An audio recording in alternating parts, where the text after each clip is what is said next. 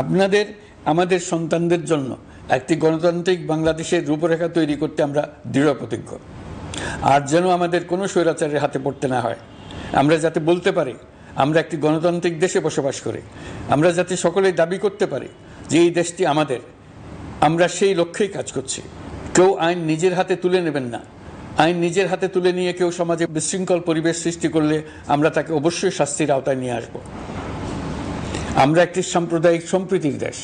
ধর্মীয় সম্প্রীতি বিনষ্ট হয় এমন কোনো কাজ কেউ কোনোভাবেই করবেন না। অতীতে শুধুমাত্র আওয়ামী মতাদর্শী না হওয়ার কারণে 28তম থেকে 42তম বিসিএস পর্যন্ত বিপিএসসি কর্তৃক সুপারিশকৃত অনেক প্রার্থী নিয়োগ বঞ্চিত হয়েছেন। 8ই আগস্ট পরবর্তী সময়ে এর মধ্যে এদের 259 জনকে নিয়োগ দেওয়া হয়েছে।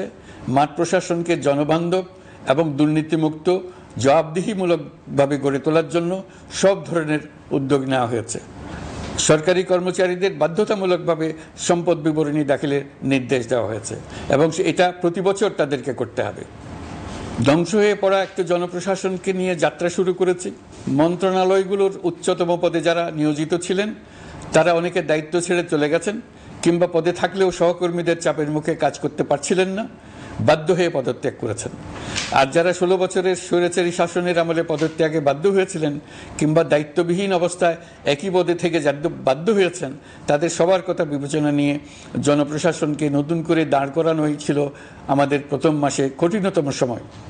আবার সকল সমস্যার সমাধান করে একটি নতুন জনপ্রশাসন কাঠামো দাঁড় করাতে পেরেছি, এটাই আমাদের প্রথম মাসের সবচাইতে বড় অর্জন।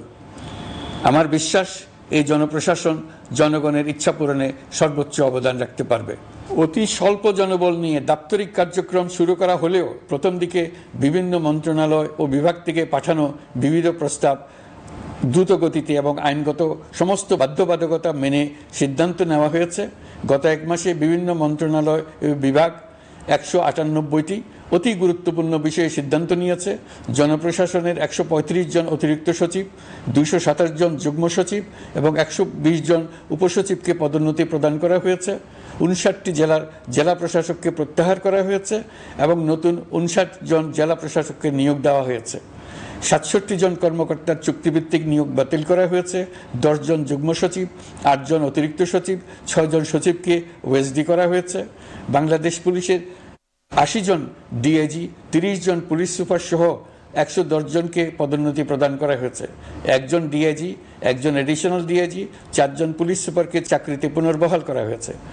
আইজিপি সহ 10 জন অতিরিক্ত আইজি, 88 জন ডিআইজি, 21 জন এডিশনাল ডিআইজি, 177 জন পুলিশ সুপার সহ মোট 297 জন কর্মকর্তাকে বদলি করা হয়েছে।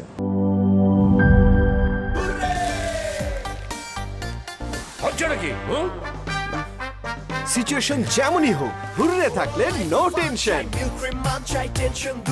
মিল্ক ক্রিম আর এক্সাইটিং ফ্রুট ফ্লেভারে তৈরি হুররে ওয়েফারের মাঞ্চি টেস্টে আপনিও বলবেন টেনশন দূর রে, হয়ে যাক হুররে।